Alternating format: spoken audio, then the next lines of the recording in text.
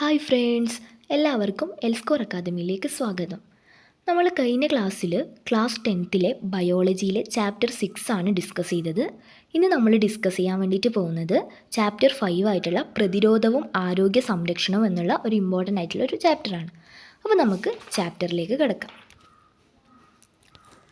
ഇതിൽ ആദ്യം തന്നെ പറയുന്നത് എന്താണ് ആരോഗ്യം എന്നുള്ളതാണ് പറയുന്നത്. അപ്പോൾ നമുക്ക് എല്ലാവർക്കും ഒരു ധാരണ ഉണ്ടാവും, ആരോഗ്യം എന്ന് പറയുന്നത് ഒരു രോഗമില്ലാത്ത അവസ്ഥയോ അല്ലെങ്കിൽ വൈകല്യമില്ലാത്ത അവസ്ഥയോ എന്നായിരിക്കും നമ്മൾ വിചാരിക്കുന്നുണ്ടാവുക. പക്ഷെ അത് മാത്രമല്ല ആരോഗ്യം എന്നുള്ളതിൻ്റെ അർത്ഥം. വേറെന്താണ്? ആരോഗ്യം എന്ന് പറയുന്നത് ശാരീരികവും നമ്മുടെ ശരീരപരമായിട്ടുള്ള, മാനസികവും നമ്മുടെ മാനസികമായിട്ടുള്ള, സാമൂഹികവുമായിട്ടുള്ള, നമ്മുടെ ചുറ്റുപാടുമായിട്ടുള്ള സമ്പൂർണ്ണ സുസ്ഥിതിയാണ് ആരോഗ്യം. അതായത് വെറും ഒരു രോഗമില്ലാത്ത അവസ്ഥയോ അല്ലെങ്കിൽ വൈകല്യമില്ലാത്ത അവസ്ഥയോ മാത്രമല്ല, ശാരീരികവും മാനസികവും സാമൂഹികവുമായ സമ്പൂർണ്ണ സുസ്ഥിതിയാണ് ആരോഗ്യം. അപ്പം ഈ ആരോഗ്യത്തെ പ്രതികൂലമായിട്ട് ബാധിക്കുന്ന ഘടകങ്ങൾ എന്തൊക്കെയാണെന്ന് നോക്കാം. രോഗാണുക്കൾ നമ്മുടെ ശരീരത്തിലേക്ക് പ്രവേശിച്ചാൽ അത് നമ്മുടെ ആരോഗ്യത്തെ ബാധിക്കൂലേ? ബാധിക്കും. മലിനീകരണം, അപ്പോൾ നമുക്കറിയാം പൊല്യൂഷനൊക്കെ നമ്മുടെ ആരോഗ്യത്തെ ബാധിക്കുന്നതാണ്. പോഷകാഹാരക്കുറവ്, നമ്മൾ ഇപ്പോൾ പ്രോട്ടീൻ ഇല്ലാത്ത ഫുഡ് കഴിച്ചാൽ അതിൻ്റേതായിട്ടുള്ള ഡെഫിഷ്യൻസീസ് നമുക്കുണ്ടാവും. അപ്പോൾ ഈ പോഷകാഹാരക്കുറവൊക്കെ നമ്മുടെ ആരോഗ്യത്തെ ബാധിക്കും. ഉറക്കം കുറഞ്ഞാൽ നമ്മുടെ ആരോഗ്യത്തെ അത് ബാധിക്കും. ഉറക്കത്തിൻ്റെ പാറ്റേണിൽ ഉണ്ടാകുന്ന വ്യത്യാസങ്ങളും ഉറക്കക്കുറവൊക്കെ നമ്മുടെ ആരോഗ്യത്തെ ബാധിക്കും. പിന്നെ പുകവലി ആരോഗ്യത്തെ ബാധിക്കും. നമുക്കറിയാം, സ്മോക്കിങ് നമ്മുടെ ശ്വാസകോശത്തെയൊക്കെ ബാധിക്കും. അതുകൊണ്ട് തന്നെ അത് നമ്മുടെ ആരോഗ്യത്തെ ബാധിക്കുന്നുണ്ട്. പിന്നെ വ്യായാമക്കുറവ്, നമ്മുടെ പ്രൊലോങ്ഡ് ആയിട്ടുള്ള സിറ്റിങ്സ്, എക്സസൈസ് ഒന്നും ചെയ്യാത്ത ഒരവസ്ഥ നമ്മുടെ ആരോഗ്യത്തെ തീർച്ചയായിട്ടും ബാധിക്കുന്നതാണ്. നമുക്കിനി അടുത്ത സ്ലൈഡിലേക്ക് പോവാം. അപ്പോൾ ഈ രോഗാണുപ്രവേശനം, നമ്മൾ പറഞ്ഞു രോഗാണുവൊക്കെ നമ്മുടെ ശരീരത്തിലേക്ക് പ്രവേശിച്ചാൽ അത് നമ്മുടെ ആരോഗ്യത്തെ എന്ത് ചെയ്യും? പ്രതികൂലമായിട്ട് ബാധിക്കുമെന്ന് പറഞ്ഞു. അപ്പോൾ ഈ രോഗാണുപ്രവേശനം തടയുന്നതിന്, രോഗാണു നമ്മുടെ ശരീരത്തിലേക്ക് പ്രവേശിക്കുന്നതിനെ തടയുന്നതിനും ഈ പ്രവേശിച്ച രോഗാണുക്കളെ നശിപ്പിക്കുന്നതിനുമുള്ള ശരീരത്തിൻ്റെ കഴിവാണ് രോഗപ്രതിരോധ ശേഷി. അതായത് ഇവിടെ പറയുന്നത് സിമ്പിളായിട്ടുള്ള കാര്യമാണ്. രോഗാണുപ്രവേശനം, നമ്മുടെ ശരീരത്തിലേക്ക് ഒരു രോഗാണുവിൻ്റെ പ്രവേശനം തടയുന്നതിനും, ഇനിയിപ്പോൾ നമുക്ക് തടയാൻ പറ്റില്ല, അപ്പോൾ ഒരു രോഗാണു നമ്മുടെ ശരീരത്തിലേക്ക് പ്രവേശിച്ചു, ആ പ്രവേശിച്ച രോഗാണുവിനെ നശിപ്പിക്കുന്നതിനുമുള്ള നമ്മുടെ ശരീരത്തിൻ്റെ കഴിവിനെയാണ് രോഗപ്രതിരോധ ശേഷി എന്ന് പറയുന്നത്. ഓക്കെ, അപ്പോൾ ഈ രോഗപ്രതിരോധം 2 തരത്തിലുണ്ട്. എന്തൊക്കെയാണ്? സഹജ പ്രതിരോധവും ആർജിത പ്രതിരോധവും. എന്താണ് സഹജ പ്രതിരോധം? ആർജിത പ്രതിരോധം. അപ്പം എന്താണ് രോഗപ്രതിരോധ ശേഷി? രോഗാണു പ്രവേശനം തടയുന്നതിനും പിന്നെയോ പ്രവേശിച്ച രോഗാണുക്കളെ നശിപ്പിക്കുന്നതിനുമുള്ള നമ്മുടെ ശരീരത്തിൻ്റെ കഴിവാണ് രോഗപ്രതിരോധ ശേഷി. അപ്പോൾ ഈ രോഗപ്രതിരോധം 2 വിധത്തിലാണുള്ളത്, സഹജ പ്രതിരോധവും ആർജിത പ്രതിരോധം. നമുക്ക് ഡീറ്റെയിൽഡ് ആയിട്ട് എന്താണ് സഹജ പ്രതിരോധം, എന്താണ് ആർജിത പ്രതിരോധം എന്നുള്ളത് നോക്കാം. ഓക്കെ, അപ്പോൾ നമ്മൾ ഫസ്റ്റ് നോക്കാൻ വേണ്ടി പോകുന്നത് സഹജ പ്രതിരോധമാണ്. എന്താണ് സഹജ പ്രതിരോധം? ജന്മനാ ശരീരത്തിൽ നിലനിൽക്കുന്ന സ്വാഭാവിക പ്രതിരോധ സംവിധാനമാണ് സഹജ പ്രതിരോധം. അതായത് ജന്മനാ ശരീരത്തിൽ പറയുമ്പോൾ ജനിക്കുമ്പോൾ തന്നെ നമ്മുടെ ശരീരത്തിലുള്ള ഒരു പ്രതിരോധ സംവിധാനമാണ് സഹജ പ്രതിരോധം. സിമ്പിളാണ്. സഹജ പ്രതിരോധം എന്ന് പറയുമ്പോൾ ജന്മനാ ശരീരത്തിൽ നിലനിൽക്കുന്ന, അങ്ങനെ എഴുതാൻ പറ്റില്ലെങ്കിൽ ജനന സമയത്ത് തന്നെ നമ്മുടെ ശരീരത്തിലുള്ള സ്വാഭാവിക പ്രതിരോധ സംവിധാനമാണ് സഹജ പ്രതിരോധം. ഈ സഹജ പ്രതിരോധത്തിൽ ആൻറ്റിജനുകൾ ശരീരത്തിലേക്ക് പ്രവേശിപ്പിക്കുന്നത് തടയുന്നതിന് വിവിധ മാർഗങ്ങളുണ്ട്. അതായത് ഈ സഹജ പ്രതിരോധത്തിലെ ആൻറ്റിജനുകൾ, രോഗാണുക്കൾ നമ്മുടെ ശരീരത്തിലേക്ക് പ്രവേശിക്കുന്നില്ലേ, ആ പ്രവേശിക്കുന്നത് തടയുന്നതിന് വിവിധ മാർഗങ്ങളുണ്ട്, ഒരുപാട് മാർഗങ്ങളുണ്ട്. ഇവയെ നമ്മൾ പൊതുവായിട്ട് പ്രാഥമിക തല പ്രതിരോധം എന്ന് പറയും. അതായത് ഈ സഹജ പ്രതിരോധത്തിൽ ആൻറ്റിജനുകൾ, രോഗാണുക്കൾ ശരീരത്തിലേക്ക് പ്രവേശിക്കുന്നത് തടയുന്നതിന് വിവിധ മാർഗങ്ങളുണ്ട്. അതുകൊണ്ട് ഇവയെ നമ്മൾ എന്ത് പറയും? പൊതുവായിട്ട് പ്രാഥമിക തല പ്രതിരോധം എന്നാണ് പറയുന്നത്. നമുക്ക് ആ പ്രാഥമിക തല പ്രതിരോധത്തിൽ എന്തൊക്കെയാണ് ഉൾപ്പെട്ടിട്ടുള്ളത് നോക്കാം. അതിൽ ഈ പിക്ചർ തന്നെ നമുക്ക് കൃത്യമായിട്ട് മനസ്സിലാക്കാൻ വേണ്ടിയിട്ട് സാധിക്കും. ഇതിൽ ഫസ്റ്റ് പറയുന്നത് നമുക്ക് നോക്കാം. നമുക്ക് കണ്ണിന്, നമ്മുടെ ഉമിനീരിൽ, നമ്മുടെ വായിലുള്ള ഉമിനീരിൽ, കണ്ണുനീരിലൊക്കെ ലൈസോസൈം അടങ്ങിയിട്ടുണ്ട്. എന്താണ്? ലൈസോസൈം അടങ്ങിയിട്ടുണ്ട്. ഈ ലൈസോസൈം എന്തിനെ തടയും? രോഗാണുക്കളെ ശരീരത്തിലേക്ക് പ്രവേശിക്കുന്നതിൽ നിന്ന് തടയും. നമ്മുടെ ചെവിയിലെ മെഴുക്, നമുക്കറിയാം ഇയർ വാക്സ്, ഇയർ വാക്സ് എന്തിനെ തടയും? ചെവിയിലെ മെഴുക് പൊടിപടലങ്ങളെ, ചെവിൻ്റെ ഉള്ളിലേക്ക് പ്രവേശിക്കുന്ന പൊടിപടലങ്ങളെ ഇയർ വാക്സ് തടയും. നമ്മുടെ മൂക്കിലുള്ള ശ്ലേഷ്മസ്തരം ഇതൊക്കെ രോഗാണുക്കളെ പ്രവേശിക്കുന്നതിന് തടയും. ശ്വാസനാളത്തിലെ സീലിയ എന്തിനെ സഹായിക്കും? നമ്മുടെ ശ്വാസത്തിലേക്ക് കൂടി ശരീരത്തിനുള്ളിലേക്ക് എന്തെങ്കിലും പ്രവേശിക്കുന്നുണ്ടെങ്കിൽ, രോഗാണുക്കളോ അങ്ങനെ എന്തെങ്കിലും പ്രവേശിക്കുന്നുണ്ടെങ്കിൽ അതിനെ തടയും. ആമാശയത്തിലെ HCl എന്തിനെ തടയും? HCl രോഗാണുക്കളെയും ബാക്ടീരിയയും ജേംസിനൊക്കെ എന്ത് ചെയ്യും? ബേൺ ചെയ്ത് കളയും. പിന്നെ ത്വക്കിലെ സെബം, വിയർപ്പ്. നമ്മുടെ ശരീരത്തിലുണ്ടാവുന്ന ത്വക്കിലുണ്ടാവില്ലേ, സ്കിന്നിൽ എന്തുണ്ടാവും? വിയർപ്പ്, സെബമൊക്കെ ഉണ്ടാവും. ഇത് രോഗാണുക്കളെ ഉള്ളിലേക്ക് പ്രവേശിക്കുന്നതിൽ നിന്ന് തടയും. പിന്നെ നമ്മുടെ ദഹനപഥത്തിലെയും മൂത്രപഥത്തിലെയും ഉപകാരി ബാക്ടീരിയകൾ, നമ്മുടെ ദഹനപഥത്തിലും മൂത്രപഥത്തിലുള്ള ഉപകാരി ബാക്ടീരിയകൾ രോഗാണുക്കളെ ശരീരത്തിലേക്ക് പ്രവേശിക്കുന്നതിൽ നിന്ന് തടയുന്നുണ്ട്. ആ ഒരു ദഹനപഥത്തിലും മൂത്രപഥത്തിലുള്ള ശ്ലേഷ്മസ്തരം ഇവരൊക്കെ പ്രാഥമികതല പ്രതിരോധ സംവിധാനത്തിൽ ഉൾപ്പെട്ടിട്ടുള്ളതാണ്. ഒന്നും കൂടി നോക്കുക, ചെവിയിലെ മെഴുക് പ്രാഥമികതല പ്രതിരോധ സംവിധാനത്തിൽ ഉൾപ്പെട്ടിട്ടുള്ളതാണ്. ശ്ലേഷ്മസ്തരം, മൂക്കിലാണ് ശ്ലേഷ്മസ്തരം. പിന്നെ ആമാശയത്തിലെ HCl, പിന്നെ നമ്മുടെ ദഹനപഥത്തിലെയും മൂത്രപഥത്തിലെയും ശ്ലേഷ്മസ്തരം, ആ ദഹനപഥത്തിലും മൂത്രപഥത്തിലുള്ള ഉപകാരി ബാക്ടീരിയകൾ, ത്വക്കിലെ സെബം, വിയർപ്പ്, ശ്വാസനാളത്തിലെ സീലിയ, ഉമിനീരിലും കണ്ണുനീരിലുള്ള ലൈസോസൈം, ഇതൊക്കെ പ്രാഥമികതല പ്രതിരോധ സംവിധാനത്തിലുള്ളതാണ്. ഇവരൊക്കെ രോഗാണു പ്രവേശനത്തെ എന്ത് ചെയ്യുന്നുണ്ട്? തടയുന്നുണ്ട്. ഇത് സഹജ പ്രതിരോധത്തിലുള്ളതാണ്. നമുക്ക് ജന്മനാ ലഭിച്ചതല്ലേ ചെവിയിലെ മെഴുകും ആമാശയത്തിലെ HClഉം ഉമിനീരിലെ കണ്ണുനീരിലെ ലൈസോസൈം ഒക്കെ. ഓക്കെ, മനസ്സിലായില്ലേ? എന്തെങ്കിലും ഡൗട്ട്സ് ഉണ്ടെങ്കിൽ കമൻസ് ആയിട്ട് ചോദിക്കാം. ഓക്കെ, നമുക്ക് നെക്സ്റ്റ് സ്ലൈഡിലേക്ക് പോവാം. ഇത് നിങ്ങളോട് വേണമെങ്കിൽ എക്സാമിന് ശരീരഭാഗം പ്രതിരോധ സംവിധാനം എന്ന് തന്നിട്ട് എഴുതാൻ വേണ്ടിയിട്ട് ചോദിക്കാം. വേണമെങ്കിൽ ഈ കോളത്തിൽ ആമാശയം എന്ന് കൊടുക്കാം, ഇപ്പുറത്ത് എഴുതാൻ വേണ്ടി ചോദിക്കാം. അപ്പോൾ നിങ്ങൾ HCl എന്ന് എഴുതി കൊടുക്കണം. ആമാശയത്തിലെ HCl അല്ലേ പ്രതിരോധിക്കുന്നത്. ഇനി ഇപ്പുറത്ത് സീലിയ തന്നിട്ട് ഇപ്പുറം നിങ്ങളോട് എഴുതാൻ ചോദിക്കാം. അപ്പോൾ നിങ്ങൾ ശ്വാസനാളം എഴുതണം. ശ്വാസനാളത്തിലുള്ള സീലിയാണ് നമ്മുടെ ശ്വാസത്തിൽ കൂടി എന്തെങ്കിലും രോഗാണുക്കൾ ശരീരത്തിലേക്ക് പ്രവേശിക്കുന്നുണ്ടെങ്കിൽ അതിനെ തടയുന്നത്. പിന്നെയുള്ളത് മെഴുക്. ചെവിയിലെ മെഴുക് എന്ത് ചെയ്യുന്നുണ്ട്? പൊടിപടലങ്ങളൊക്കെ തടയുന്നില്ലേ? അതുപോലെ ബാക്കിയൊക്കെ ഇങ്ങനെ ചോദിക്കാം. ഉമിനീരും കണ്ണുനീരും ശരീരഭാഗം കൊടുത്തിട്ട് ഇപ്പുറം നിങ്ങൾക്ക് ലൈസോസൈം എഴുതി കൊടുക്കാം. ഇപ്പുറം ത്വക്ക് കൊടുത്തിട്ട് ഇവിടെ സെബം, പിന്നെ വിയർപ്പ് എഴുതാം. അങ്ങനെ ബാക്കിയെല്ലാം ഇതുപോലെ എഴുതാൻ വേണ്ടിയിട്ട് പഠിക്കാം. ശരീരഭാഗം പ്രതിരോധ സംവിധാനം, ഇങ്ങനെ എക്സാമിന് ഒരു ഫ്ലോ ചാർട്ട് പ്രതീക്ഷിക്കാം. ഓക്കെ, അപ്പോൾ ഇത് ഇമ്പോർട്ടൻ്റ് ആണ്, എന്തായാലും പഠിച്ചു വെക്കാം. നമുക്കിനി അടുത്ത സ്ലൈഡിലേക്ക് പോവാം.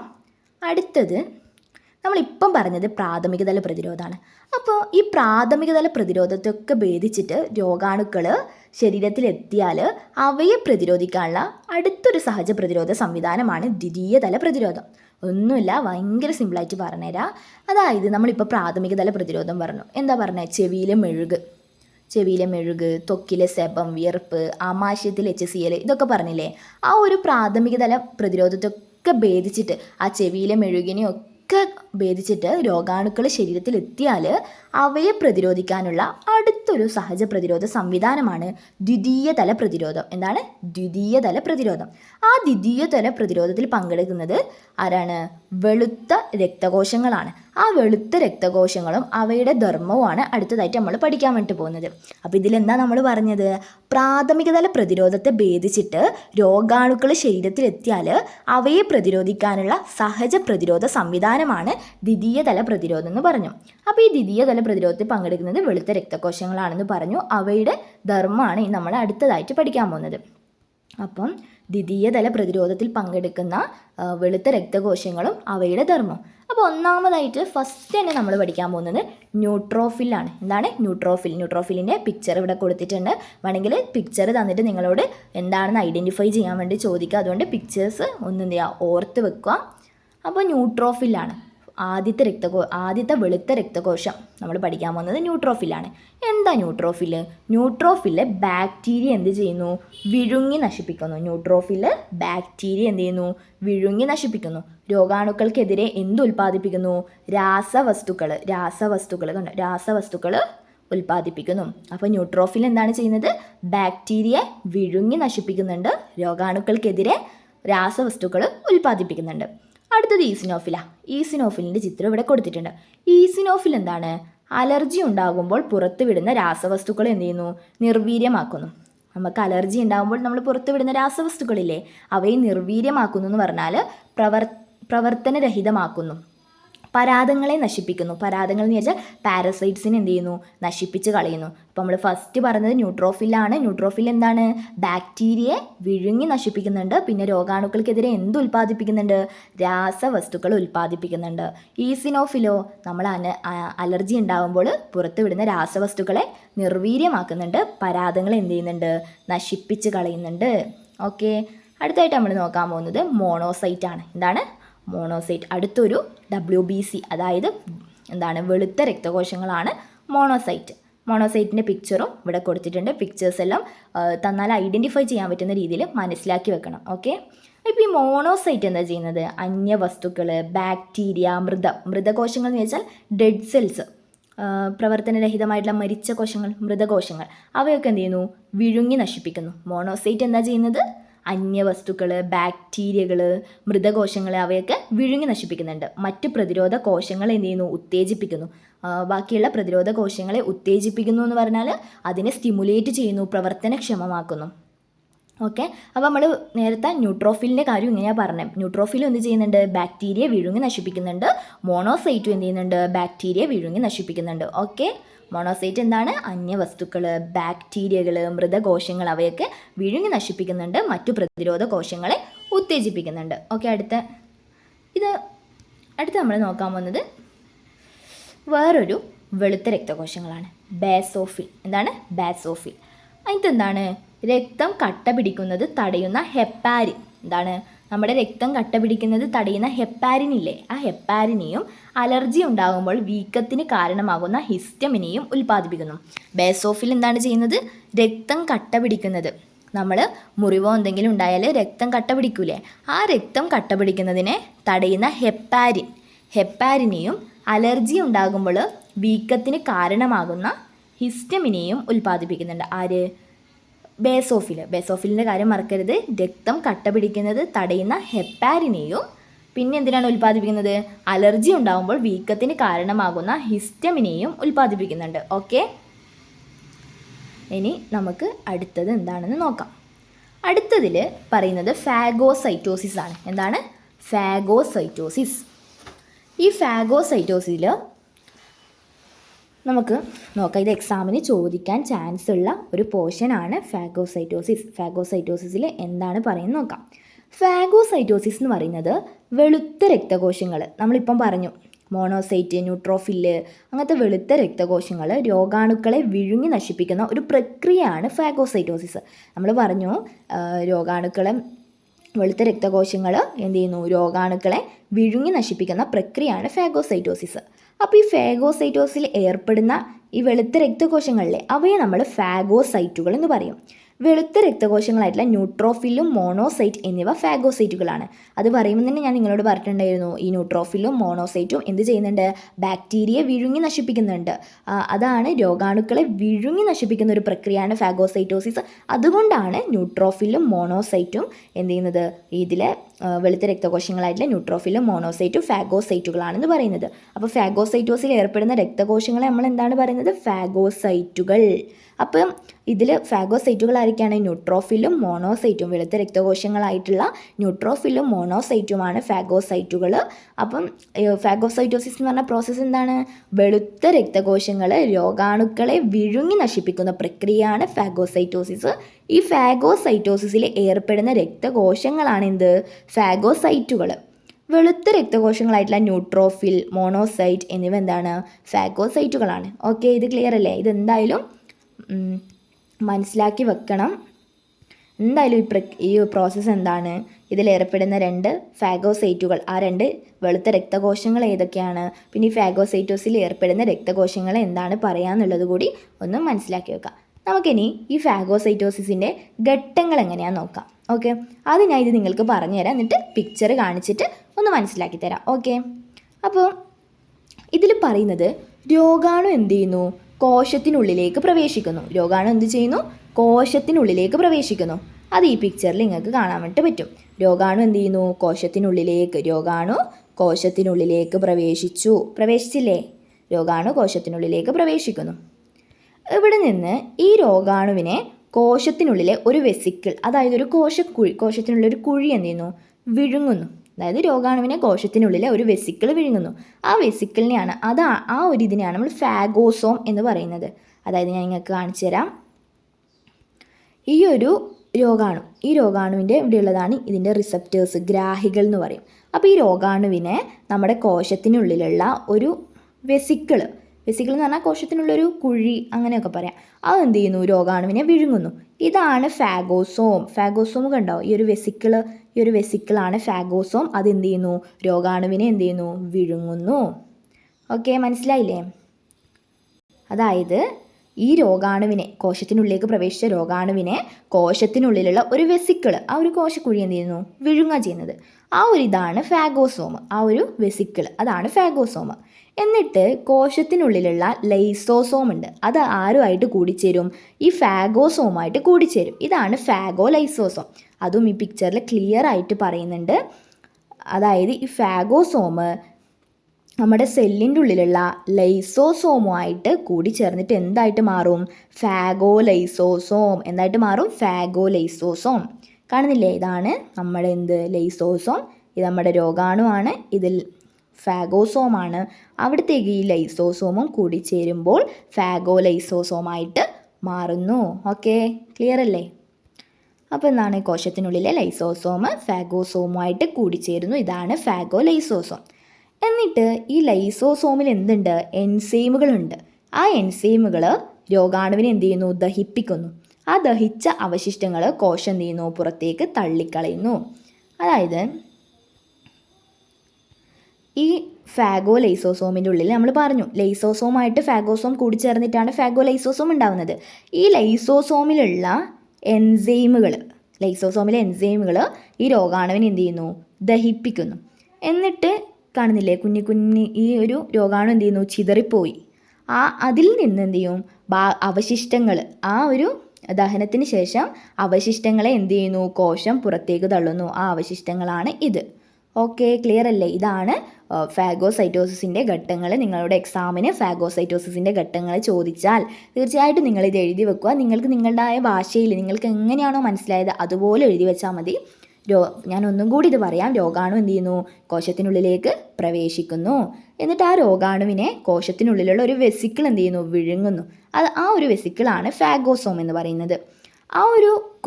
ആ ഫാഗോസോമായിട്ട് കോശത്തിനുള്ളിലുള്ള ലൈസോസോം എന്ത് ചെയ്യുന്നു, കൂടിച്ചേരുന്നു. ഇതാണ് ഫാഗോലൈസോസോം.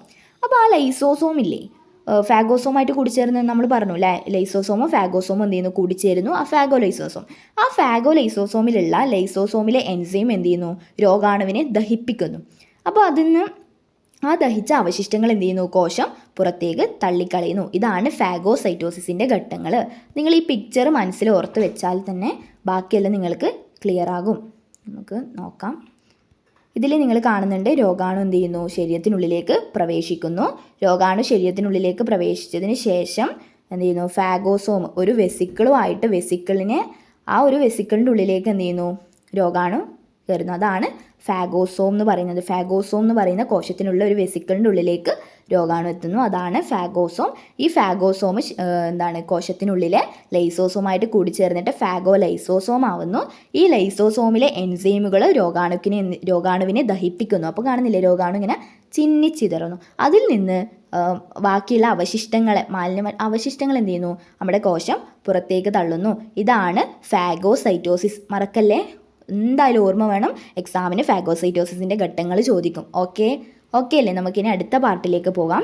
അടുത്തതായിട്ട് നിങ്ങൾക്ക് പഠിക്കാനുള്ളതാണ് വീങ്ങൽ പ്രതികരണം. എന്താണ് വീങ്ങൽ പ്രതികരണം? വീങ്ങൽ പ്രതികരണം എങ്ങനെയാണെന്ന് നോക്കാം. അതായത് മുറിവോ ചതവോ ഏറ്റ ഭാഗത്തേക്ക് രക്തപ്രവാഹം വർദ്ധിപ്പിച്ചിട്ട് അണുബാധയെ നേരിടാനായി വെളുത്ത രക്തകോശങ്ങളെ എത്തിക്കുന്ന മാർഗമാണ് വീങ്ങൽ പ്രതികരണം.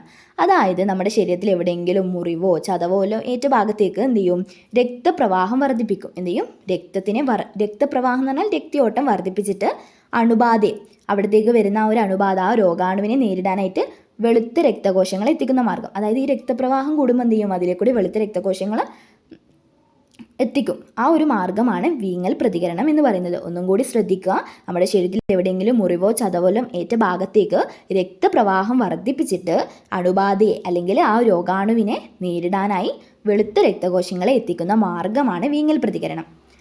അത് നമുക്ക് നോക്കാം. മുറിവേറ്റ ഭാഗത്തെ കോശങ്ങൾ എന്ത് ചെയ്യും? ഹിസ്റ്റമിനും മറ്റ് രാസവസ്തുക്കളും പുറത്തുവിടും. എന്താണ്?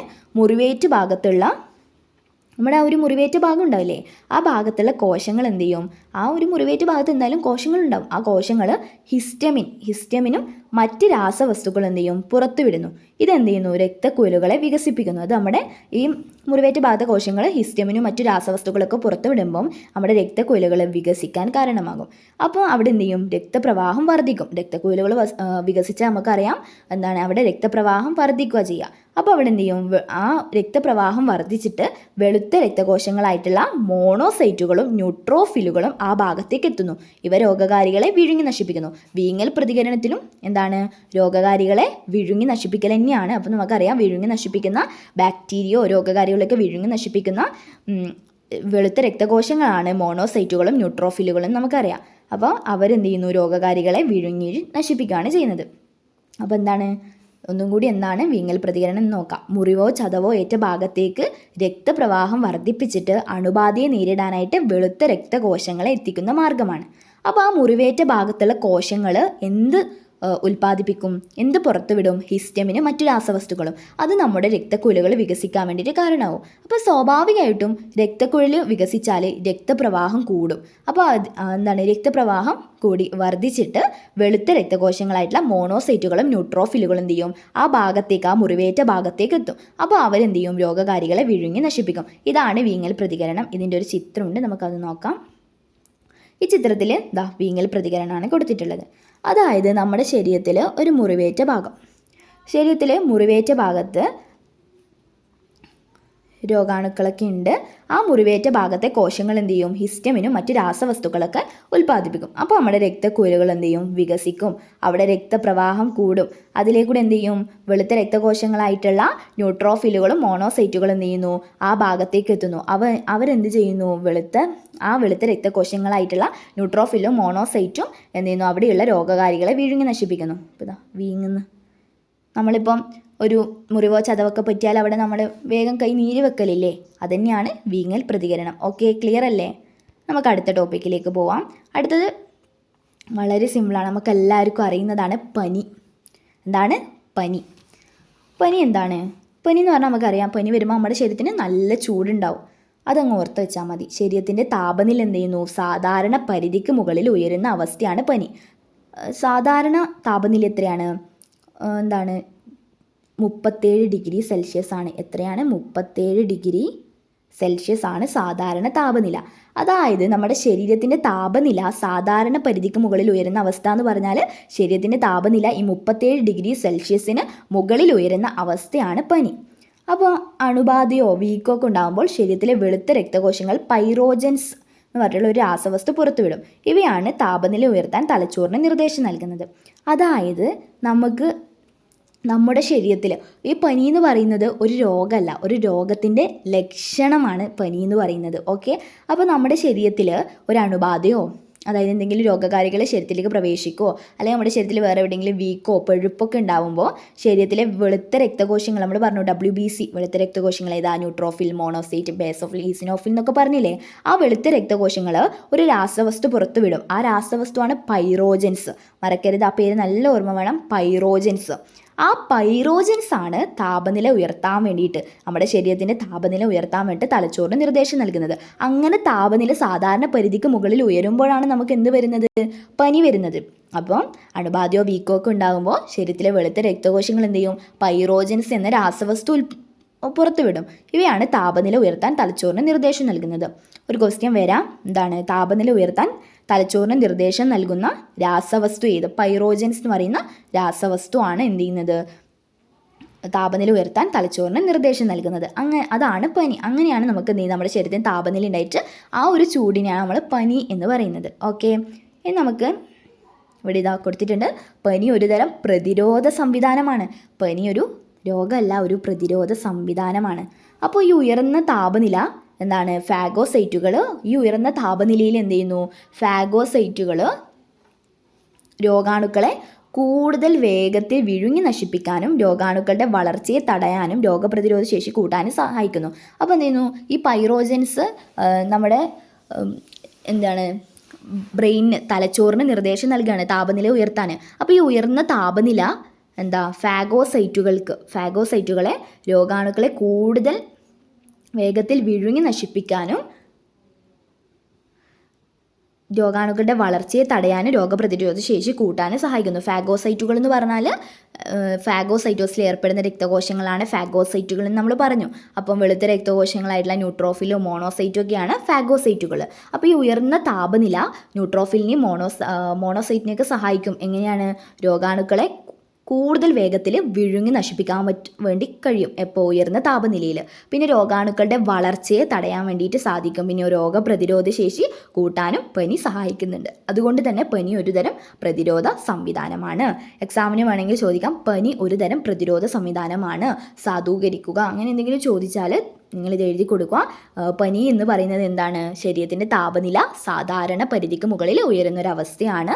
അപ്പോൾ ഉയർന്ന താപനില എന്താണ്? ഫാഗോസൈറ്റുകൾ ഉയർന്ന താപനിലയിൽ ഫാഗോസൈറ്റുകൾ രോഗാണുക്കളെ കൂടുതൽ വേഗത്തിൽ വിഴുങ്ങി നശിപ്പിക്കാനും രോഗാണുക്കളുടെ വളർച്ചയെ തടയാനും രോഗപ്രതിരോധ ശേഷി കൂട്ടാനും സഹായിക്കുന്നു. അതുകൊണ്ട് തന്നെ പനി ഒരു തരം പ്രതിരോധ സംവിധാനമാണ്. തീർച്ചയായിട്ടും ഇത് പഠിച്ചു വെക്കണം. അപ്പം നമ്മുടെ ശരീരത്തിലായ അണുബാധ, അതായത് ഈ ഫാഗോസൈറ്റുകൾ എന്ത് ചെയ്യും? രോഗാണുക്കളെയൊക്കെ വിഴുങ്ങി നശിപ്പിക്കുമ്പോൾ നമ്മുടെ ശരീരത്തിൽ നിന്ന് അണുബാധ മാറുമ്പോൾ താപനില എന്താവും? സാധാരണ നിലയിലാവും. നമ്മുടെ പനി കുറഞ്ഞ് നമ്മുടെ താപനില 37 ഡിഗ്രി സെൽഷ്യസ് ആ ഒരു ലെവലിലേക്ക് എത്തുന്നതാണ്. ഓക്കെ, പനി ക്ലിയർ അല്ലേ? നമുക്കിനി അടുത്തതിലേക്ക് പോവാം. അടുത്തൊരു പ്രതിരോധ സംവിധാനമാണ് രക്തം കട്ടപിടിക്കൽ. എന്താണ്? രക്തം കട്ടപിടിക്കൽ.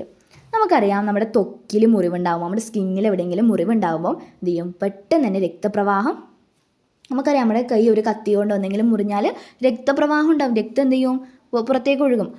അത് തടയാൻ വേണ്ടിയിട്ട്, ആ രക്തപ്രവാഹം തടയുന്നതോടൊപ്പം, അത് തടയുക എന്ന് മാത്രമല്ല, അത് തടയുന്നതോടൊപ്പം രോഗാണു പ്രവേശനവും തടയാനുള്ള ഒരു മാർഗ്ഗമാണ് രക്തം കട്ടപിടിക്കൽ.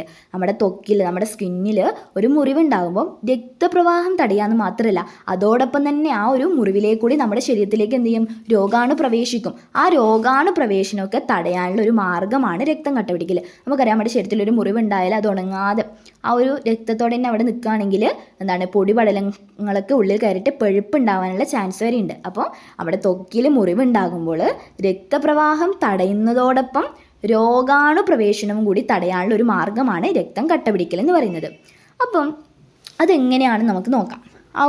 എങ്ങനെയാണ് രക്തക്കട്ട രൂപപ്പെടുന്നത്, എങ്ങനെയാണ് അവിടെ രക്തപ്രവാഹം തടയുന്നത്, രോഗാണു പ്രവേശനം തടയുന്നത്, ആ ഒരു രക്തം കട്ടപിടിക്കലിൻ്റെ ഘട്ടങ്ങളാണ് നമ്മളിനി നോക്കാൻ വേണ്ടി പോകുന്നത്.